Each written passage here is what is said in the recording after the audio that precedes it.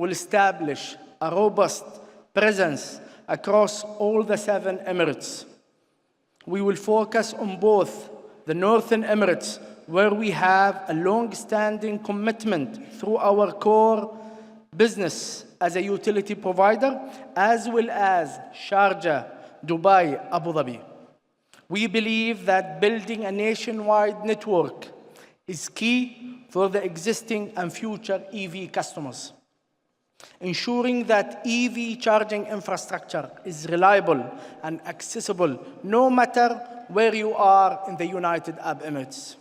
Third, we will address diverse charging needs by offering multiple types of charging locations.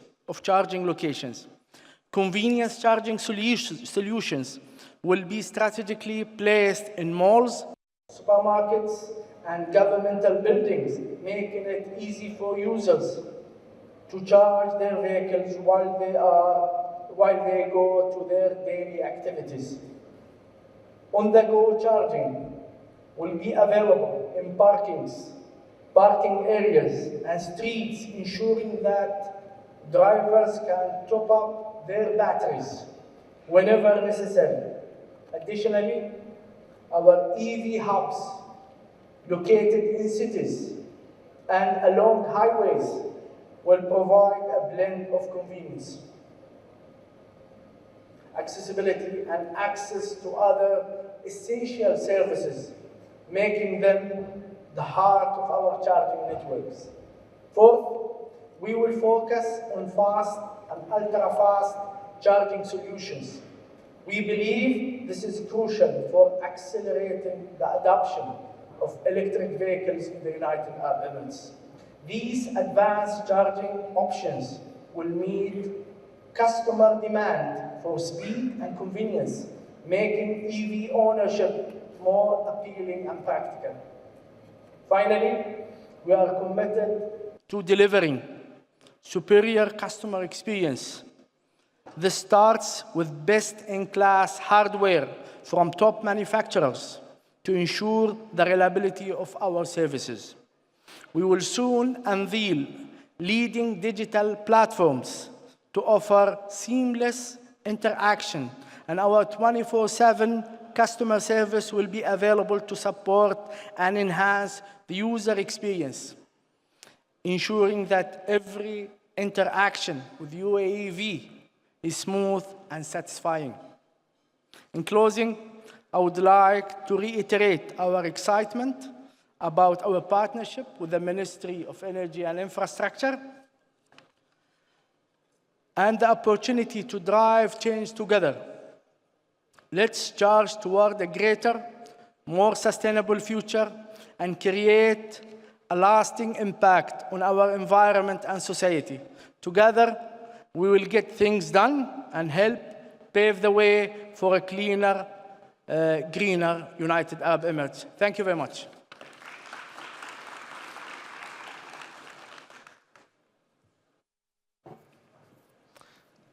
Thank you, Engineer Yusuf. Ladies and gentlemen, esteemed guests and members of the press, thank you for listening very carefully to our speakers. I think we all agree now that the genuine excitement and optimism behind this new venture is very obvious and clear. It is also clear that this stems from the fact that both of the key partners, the Ministry of Energy and Infrastructure and Ittihad Water and Electricity, both recognize how integral UAE can become of the achievement of the UAE's goals to net zero and sustainability. Thank you all for your thoughts today.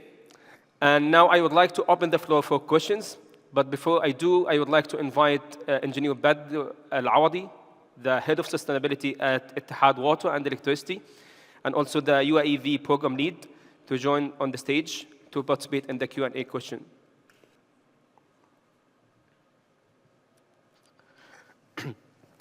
So maybe I can get us started with one question from my side, and this is for Your Excellency, Mohamed Yusuf, and for Badr as well. What do you see as the key benefits of this initiative to the UAE environmental goals and also to accelerate the adoption of EVs? Maybe I'll start with you, Badr, as you just joined the stage.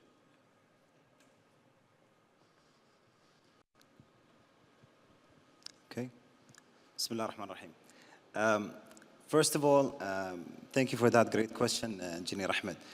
On behalf of UAEV team, first of all, we'd like to thank our Minister, His Excellency Suhail al-Mazrou'i, for his great support. And I believe without His Excellency's support, we would have been sitting here announcing this great collaboration and this game-changing company called UAEV. And we'd like to also, on behalf of the team, to thank His Excellency Engineer Sharif Al-Ulama, to thank His Excellency Engineer Yusuf Al-Ali. They've been with us on almost daily basis. We all know this EV business. I'm sure there are lots of experts in that field. They know that it's a tough journey when it comes to EV infrastructure. And Their Excellency has been with us on almost daily basis, addressing any obstacles, any challenges that we've been facing over the past months. The team been working very hard. We had more than 54 meetings, add to it the site visits and the hours of work, and Their Excellency has been always there. And this is the main enabler that we believe is extremely important in order to achieve our strategic goals as UAEV. When it comes to the benefits of this partnerships, there are many, Engineer Ahmed. But to name few, this will definitely create lots of jobs in the industry. Being a UAEV company, a company that is owned by the government of United Arab Emirates, will change how this industry looks in the region. So definitely we'll be seeing job creation. This will further diversify the economy itself in the UAE. And it will definitely help accelerate the transition from the normal transportation to greener, more sustainable transportation. Absolutely, fully agree. Your Excellency would like to add something, Engineer Yusuf? هذا شغال؟ لا مش شغال؟ Okay, I think Badr captured a lot of interesting and good points. I think from my perspective, this partnership brings together strengths from two organizations that are working in different aspects. So if you look at the ministry, it is a regulatory body that actually makes sure that we are tackling some of the main challenges we have when it comes to climate change.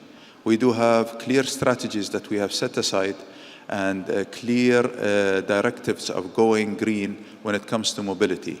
So creating this kind of JV partnership with one of the major utility suppliers in the country just makes sense. And it brings together two powerhouses that can deliver on our country goals in terms of going green when it comes to transportation, one of the heaviest emitters when it comes to greenhouse gases.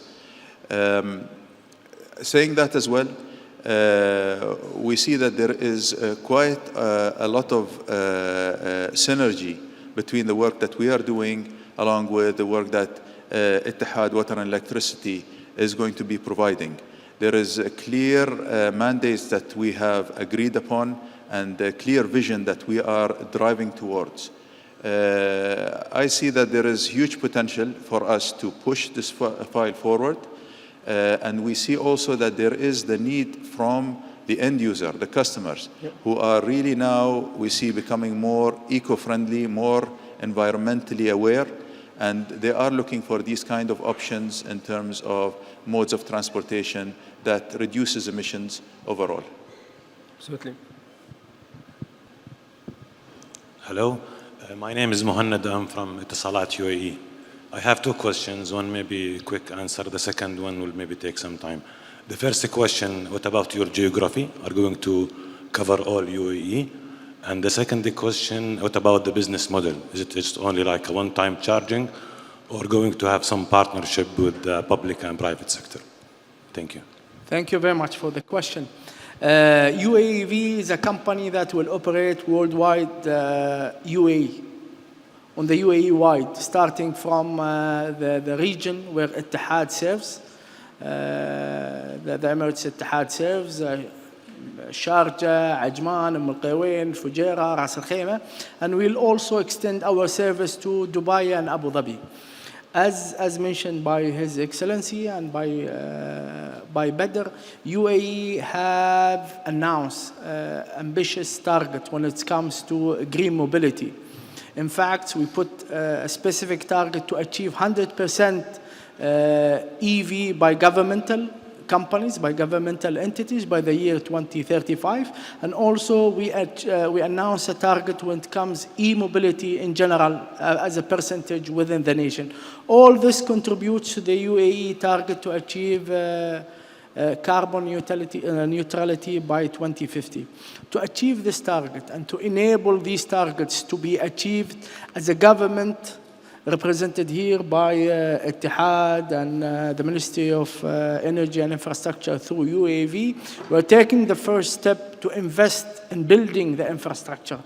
At the end of the day, we take the first step to invest in this infrastructure. However, the government of UAE through the ministry also have another role as a regulator for this market and will ensure that the market is open for all the players to come into this market, and these players will get equal support from Ittihad Water Electricity as a utility provider in our region, in North Emirates, and they will get also equal support from the Ministry of Energy and Infrastructure. We still need a lot of details to be revealed in the next few months in relation to the regulation for charging and EVs in general regulation to come over the next few months. However, Ittihad through UAV with the ministry, we are taking one step ahead. We are starting the rollout of our charging station, charging points all over the UAE, and I'm sure the regulation that will come will have enough details to really explain what models will be adopted and what roles each company will play, private sector, governmental, utilities. It will be cleared in the regulation to come. Thank you, Your Excellency. I just have to comment as well. I fully agree. I think what this does today is it sends a very strong signal to the whole market that the government is now making the transition and investing in the infrastructure. So I think this is a very important milestone that we have to highlight. But thank you for the question. So I think there's a question here first, second one here. Yeah, my name is Mohamed Jamal. My question is... Can you introduce your organization as well?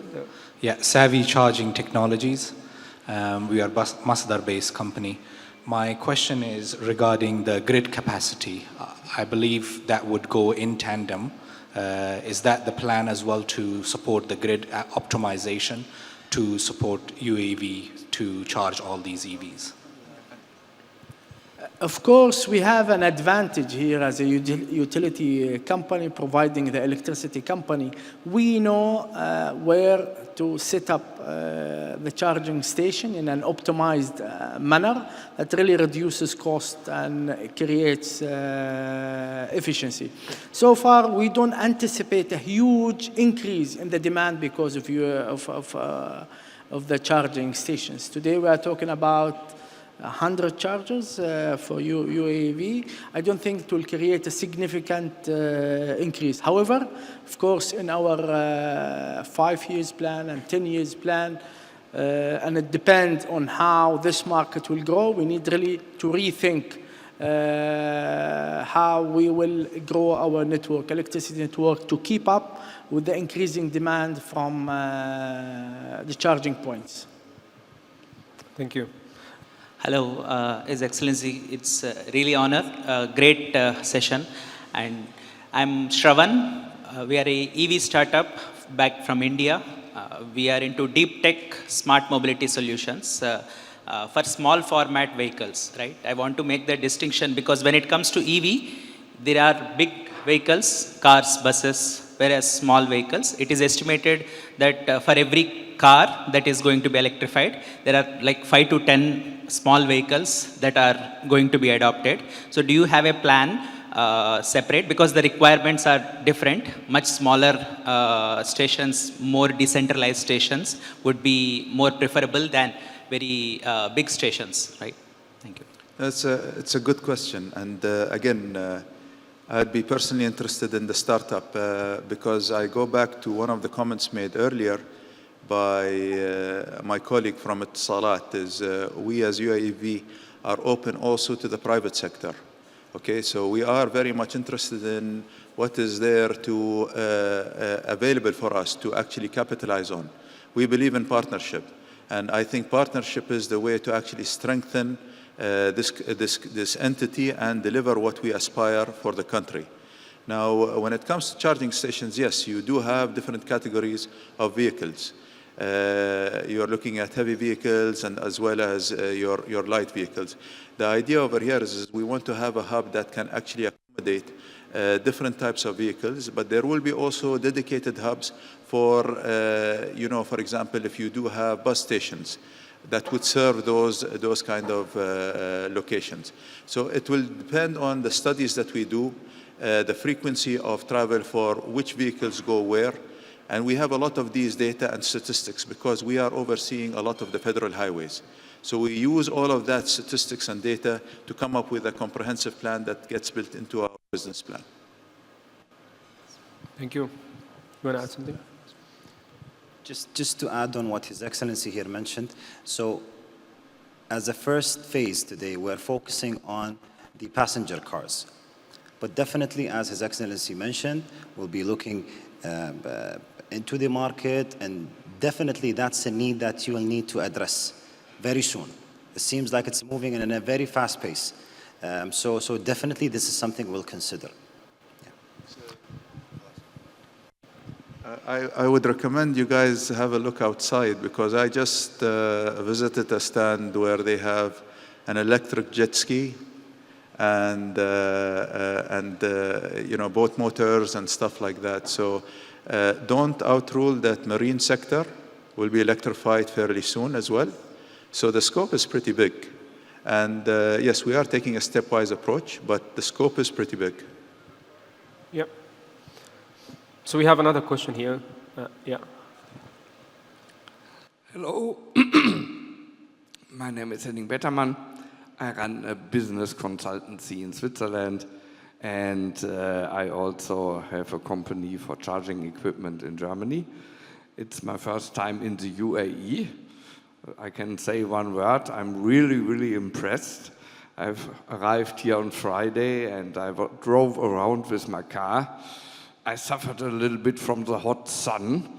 And there was one thing I was missing when looking around over all the roofs and all the places. I didn't see any solar cells. You know, if I go through cold and rainy Germany, at each and every corner there is a roof which is covered with solar cells, or there is even some flat land covered with solar cells. And since you all want to go for sustainability, electric cars without solar power, that does not make so much sense.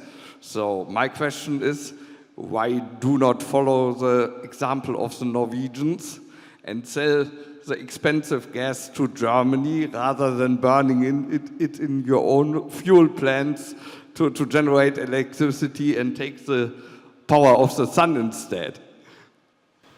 This is a good question, and I see you're a promoter of Germany and sending gas to Germany. So,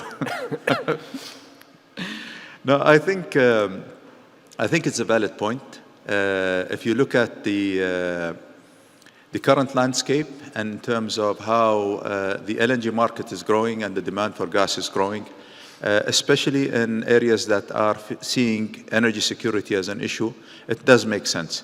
For us, when it comes to the UAE, really, we are looking at a diverse mix of energy sources. Yes, we are blessed with sun, and we are counting quite a lot on solar energy. Today, the country stands at around 6 gigawatts of solar power, including a little bit about over 100 megawatts of wind, slow wind technology. We see this growing up to 14.2 by the year 2030 as per our strategy. But we are also in the business of diversifying. So we will not be counting only on one source of energy. We are looking into battery storage, we are looking into hydrogen, and then we are also looking into the conventional source of power production, utilizing carbon capture and storage as well. So for us, it's basically a diverse mix of power that we build into our strategy, and this is what we have been doing over the past several years. I hope I answered your question. Yes, we are still planning to ship some of our products to Europe, and this also includes blue ammonia. So we are not only sticking to natural gas. Thank you for the question. Do you have any further questions? Hello, this is Anirban Bakshi from ITP Media Group, Plant Machinery Vehicle Magazine. You were mentioning about the first phase targeting passenger vehicles, personal vehicles.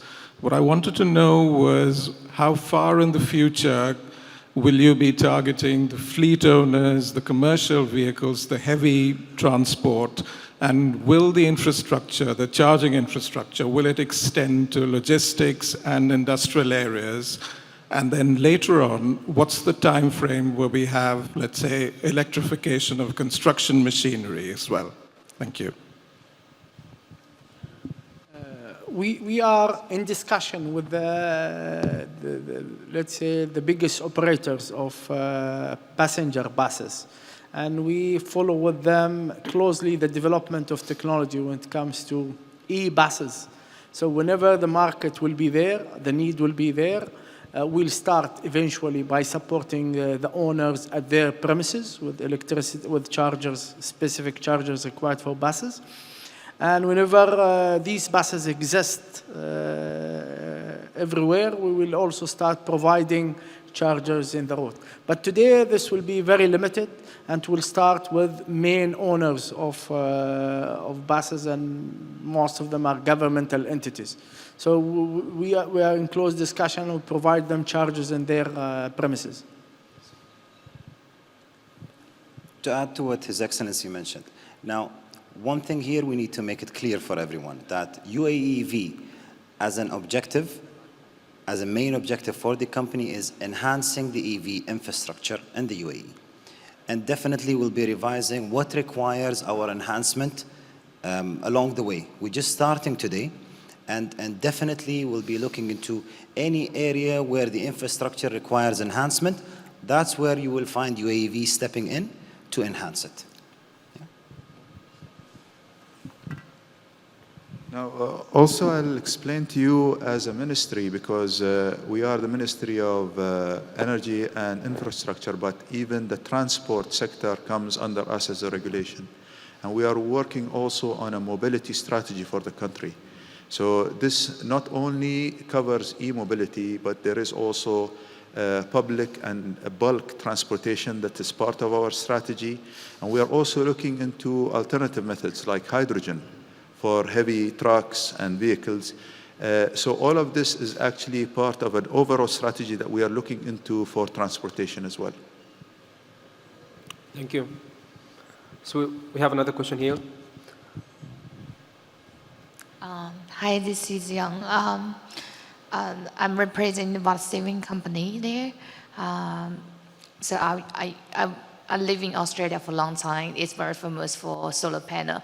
And I'm very impressed. See, in Dubai, you got a very huge solar panel station. Similar to Australia, the UAE has a very good natural weather condition for solar panel production, which is very good for clean energy. And now we were thinking, for the all EV car, we treat it like a portable EV charging, the portable power station. We were trying to develop a technique to see whether we can discharge the battery from the EV car. And because I know there's some, it can be unstable in the power grid. Sometimes in peak demand time, the electricity grid is not so stable. We were thinking maybe can we discharge the battery, the electricity from the battery, and then supply, for example, individual house using. And I don't know whether the government's attitude towards this. In a laboratory, we already developed that kind of products. I was thinking this is one of my long-term goals, to develop this product to be stepped to each individual house. Clear. So I think the question is around vehicle to grid and its role in grid. grid stabilization in the future. Yeah, we were thinking vehicle to I house. think, first of all, we just start. Today, the consumption of EVs in the grid is too small, too minor, and will not reach a level where it can potentially create any disturbance in the network. So initial period, I don't think we have any issue.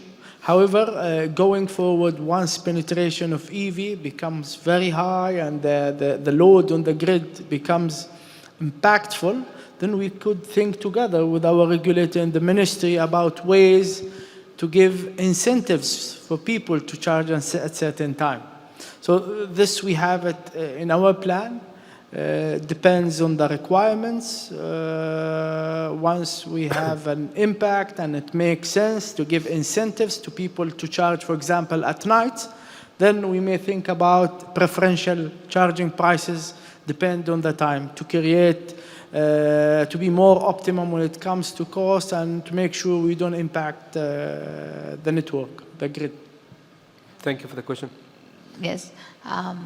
So usually... maybe we can come back to you if there's enough time, but if we just give Okay. an opportunity for another person to ask. I think there was a question here. I saw a hand.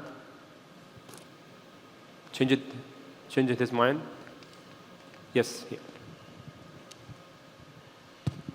A quick one. I think I'm Jennifer from Middle East Economic Digest.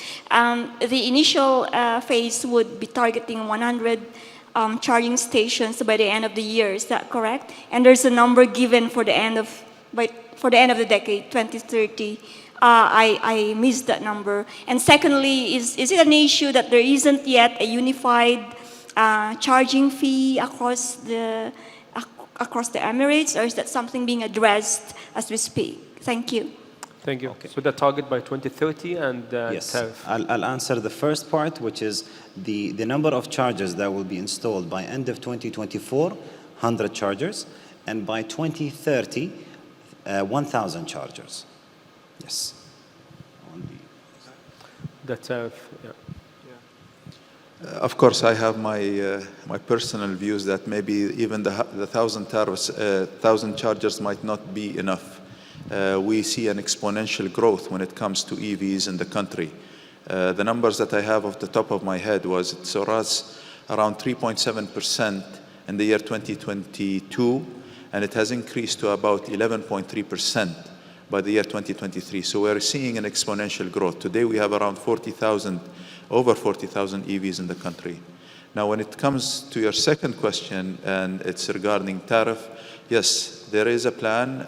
We have actually proposed something, and we are waiting for the final approvals for this to be announced. So you will be hearing about that fairly soon. Thank you, Excellency. Do you have any other questions from the audience? We have one here.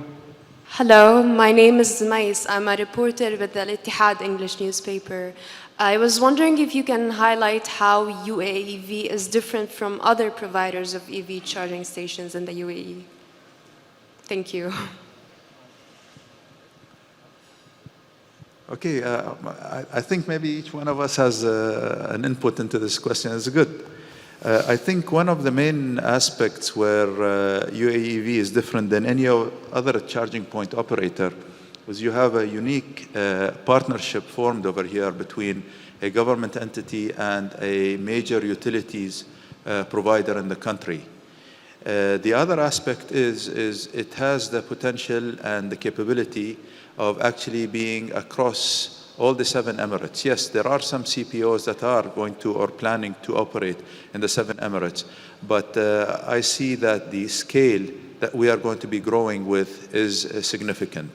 We also have access to key critical infrastructure, being a government entity. So when you talk about all the governmental buildings, all the federal highways, apart from also all the assets that are owned by Ittihad Water and Electricity, that gives us quite a huge geographical spread in the UAE. So keeping all of that in mind and the spread that we are anticipating over the 7 Emirates, my perspective is it might end up being the operator of choice for a lot of the EV users in the country, because it is basically available almost everywhere, and it has one simple user-friendly app and platform that can be utilized. And I guess I don't want to rush things, but you will be able to judge that by yourselves when it comes towards the end of this year. I don't know if Mohamed or again, I will repeat, UAV is a government-owned entity, was set in order to be an enabler for this promising sector to grow. We have access to more than 2,500 buildings owned by the federal government of the United Arab Emirates. We have access to locations of Ittihad Water Electricity Company that is located in each neighborhood, in each street. We think we have a value proposition here and will be able to provide a unique service to our customers. I think here I will be echoing what their excellencies have just mentioned here. The partnership. I believe this is one of a kind partnership where you see like the Ministry of Infrastructure, a ministry with its impact on UAE level, with a utility provider, a leader of the industry. When you join those two, that's something that you expect nothing but the best out of this collaboration. And my first job was in real estate. I work in real estate, and there's a term that they always use. They say location, location, location. And this is, again, one of the main success points when it comes to having an EV infrastructure. And that's something also we do have based on the existing locations that we own as UAEV and the strategic partnerships that we have today. Thank you very much. I think we have time for one final question. So maybe we'll give it to this. Yes, you can go ahead. Eva Levesque from Arabian Gulf Business Insight. It's not clear for me. So you are going to install the chargers, but who is going to produce them? Where are they going to be produced? And the second question is, do you have, I would like to have an update about new investments, plans for batteries and eventual factories for EV. Okay. So your question is who are are the brands of the chargers that you are going to use? Okay. Which brands? Yeah. Now, definitely, as His Excellency mentioned today, that at UAEV, yes, we'll be doing the installation of the chargers, and we have strategic agreements also with the leaders of the manufacturing market. Today. We have Siemens today as the charger that you can see it displayed outside, and many more also to come that will be revealing also with time. So it will be not produced in the UAE? For the time being, yes, you're right. We are not outruling. As you know, there is a huge program that is run by the Ministry of Industry and Advanced Technology, which is called Operation 300 Billion. And that idea is to attract investments and manufacturing capabilities within the UAE. So this is something that is a potential. We've seen some of the private sector companies approach us, wanting to partner up with us, and also to bring manufacturing capabilities to the country. At this stage, this partnership is limited to us and Ittihad Water and Electricity. But again, it is an open invitation to the private sector. We are willing to do business. We are open to do business. So if there is a value proposition that is out there that will bring value to us along with the private sector, we are here to listen. Right? Okay. Again, I fully agree with His Excellency. I think if we look globally as well, investments and initiatives like this, what they will result in naturally in the future is localizing manufacturing and industry. So to be competitive as brands. So I'm sure many will consider this invitation. So we are short of time, so I have to be mindful of the time. So thank you, Your Excellency, Engineer Yusuf and Badr, for your time. And with that, we'll close the panel discussion. Can I yes. just ask please. Ahmed Al-Ka'bi and Yusuf to join us on the stage, and then we can take one picture as the main board members of Ittihad of UAEV. So please stay with us. After we close, we will have the official launch of the first charger and initiative.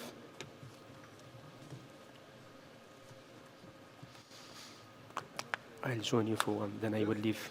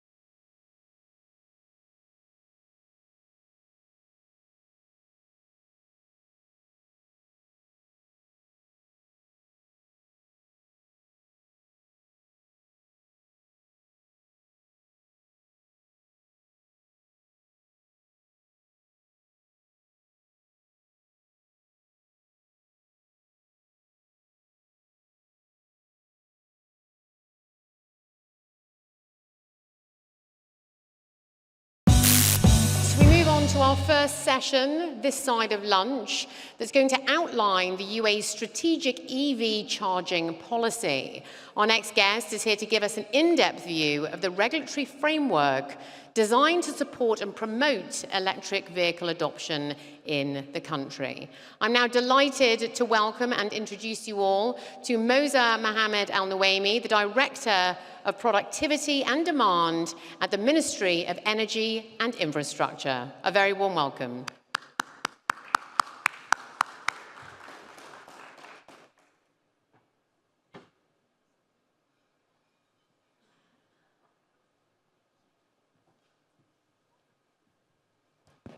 So, assalamu alaikum. Hello, everyone.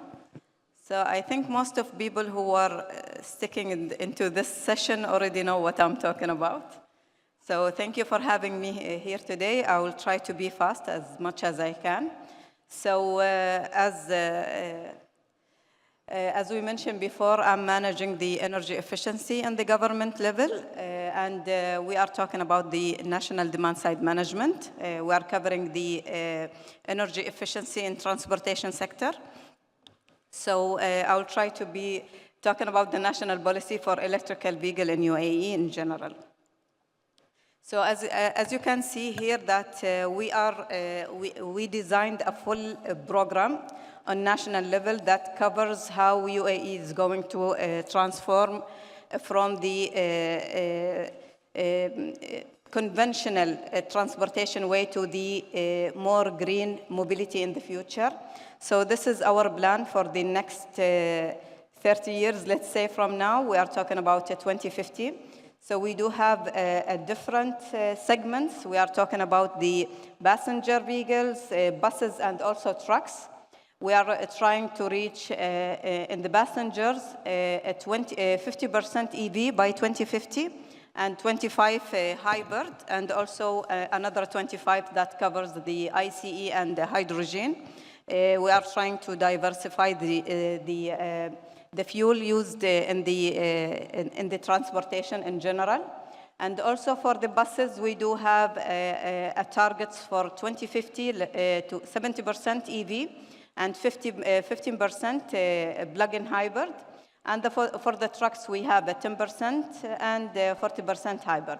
So this is a general plan done by the government, approved by the cabinet, and definitely we do have key players from different transportation sectors across UAE, from government, local, and also private sector.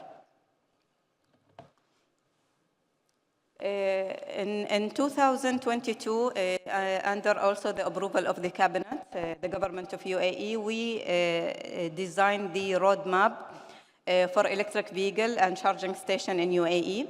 We started with EV current state. We sat with our stakeholders, learn exactly what is the number of registered EV in UAE. After that, we worked to enhance the federal infrastructure.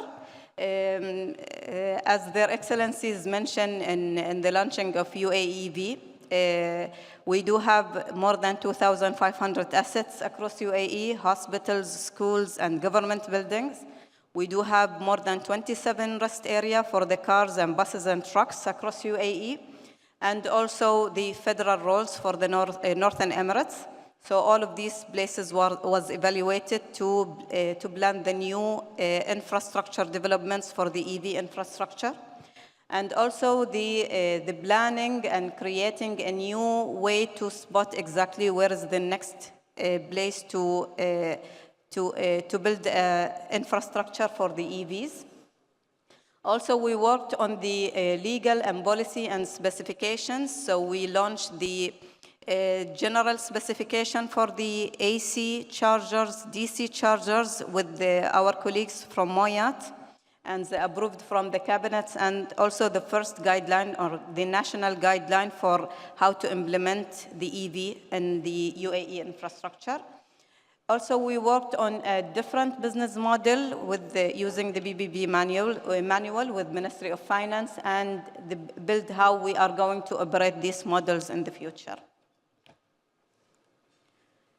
So this is in general how our plans gone. Actually, we announced all of these milestones last year in COP 28, working on the national policy for the electric vehicles in UAE. It was launched in 2023, and also the national guidelines and national specifications. All of these documents are open in our open data and ministry website.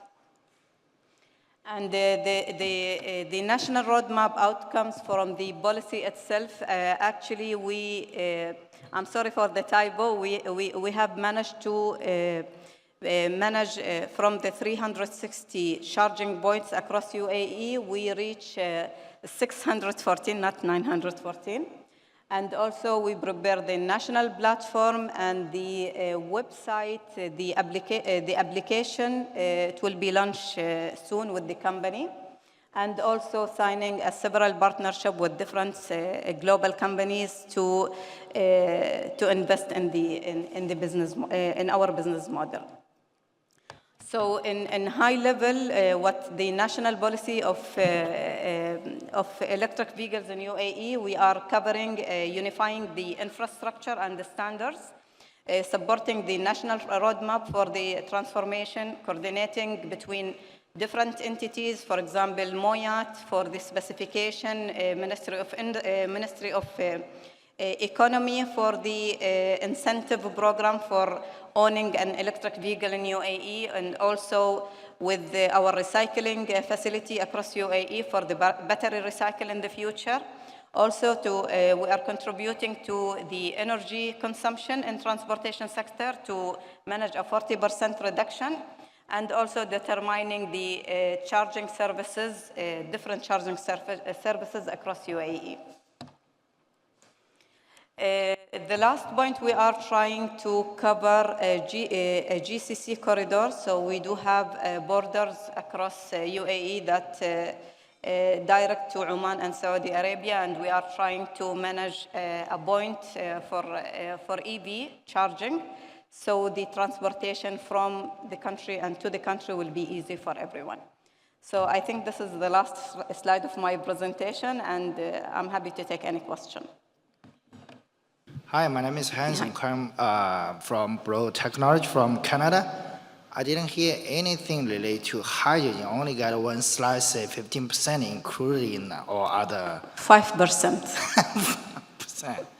Why hydrogen fuel cell technology is so behind in UAE? Can you explain? Actually, we just launched the hydrogen strategy in UAE last year. Okay. So, and it's covering the transportation sector, but the 5% was limited to the trucks and buses. It's only the minimum percentage, and we are hoping after everything is clear regarding the hydrogen, we can increase the percentage. But so far, it's definitely for EV and plug-in hybrid. The hydrogen is a little bit behind. Okay, thank you. Welcome. Good afternoon, madam. Good afternoon. Hi. I wanted to know what initiatives the ministry has taken to ensure the safety while charging the EV vehicles. I did not see anything on the slide, so... Yes, actually this is one of the newest initiatives we are working on right now with Ministry of Industry and Ministry of Economy, plus one of our partners, BIA Group. We are working on the safety regulation for battery and also the vehicle itself. I think by end of this year or maybe middle of next year, something will be launched regarding the safety requirements. Yeah. Okay, thank you very much. Welcome. Basically, like you mentioned about UAE and how the EV charging and EV infrastructure. Yes. And there's a clear target on what needs to be achieved, and there is a ramp-up plan. Correct. What's missing, or what do you think from your perspective is missing in rest of MENA region, and what can be done? I think the awareness level for different segments of the community will be a key changer for all of the plans. I know we are doing a lot of things, but if the end user is not convinced enough with the concept itself, nothing will be changed. Luckily in UAE, we still have this level of awareness. We do measurements every 3 years. We do have the level of 2 out of 5, so people are aware, but are you willing to take the step? This is what we are trying to manage by end of this year, yeah. Okay. Thank you. Welcome. So. Yeah, my name is Jan Ronsen. I'm Norwegian. So a simple, quite obvious question from my side would be, how can you increase the 50% by 50-50, from 50% EV cars to more than that? Is there a plan for that? The reason why I'm asking, sorry, is that, you know, in my country now, 95% of all new cars sold is actually EVs. Correct, yeah. The Norwegian model is one of the benchmark we did before we start with this program. So far, our targets for the net zero is only 50% EV and 25% from hybrid, from different vehicle type. But extending the target to 100% will be a challenge, but it will never be difficult in a country like UAE. So I think in the upcoming 5 years, everything will be clear. We can revise our targets, but so far our targets is freshly new. So let's stick to our plans, and then you will hear anything new for sure. I'll be listening. Thank you. Thank you. So this is the last question. Thank you so much. Thank you.